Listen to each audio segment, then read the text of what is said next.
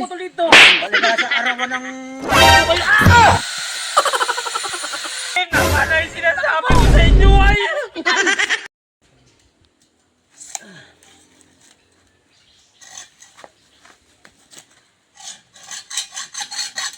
Ay. Bigas na ating bakal na to.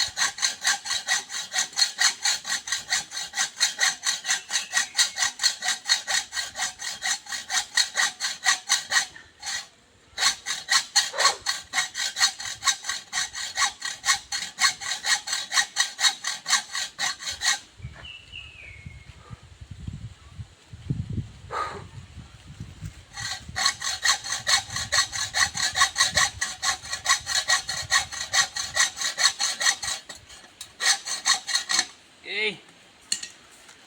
1-0.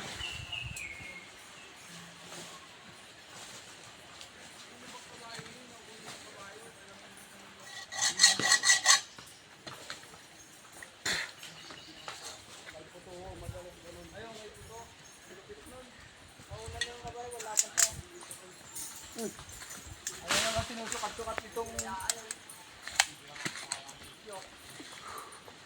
Napakatagal na nito ang gamitin mo. Ay.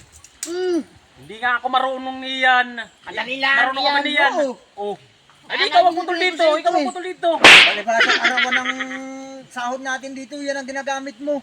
Ay, hindi nga ako maalam niyan gumamit. Kaya ito ang ginagamit ko. Mamaya masugat pa ako niyan ay. Ikaw ba tinuruan ni Purman? Hindi nga ako gumagamit ng power tools. Ito pala alibor na walang Ano talaga bisa-bisa. ito ay? Ayan naman ang sinasabi ko sa inyo ay. Isipin mo naman yung nagpapasahod sa atin. Hindi nga ako marunong gumamit niyan. Adi, bang kukulit nyo naman. At saka ito ilang piraso itong pinapuputol ni Purman ng ganito, 30. 10 lang yata. No. Adi sana ay kanina pa tapos yan. Hindi nga ako marunong gumamit niyang grinder ay. Ano ba naman kayo? Marunong ba kayo niyan? Kung kayo marunong niyan, ay di kayo ang gumamit. Hindi namin linya ito han eh. Oo. Gawang stillman Ay kung dito. masukat pa tayo niyan. Yan Stillman ang ka, hindi ka marunong mag... nasabi ko sa inyo ay. May lang kayo ay. Oo. Ay ano naman?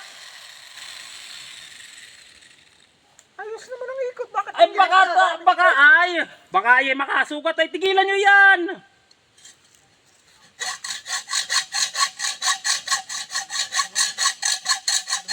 Madami ninyong hasi eh, hindi naman ito namin ko kayo.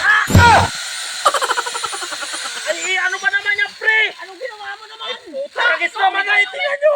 Ikaw naman kasi ay! Binuhay mo yung grinder eh! Sinasabi ko na ay!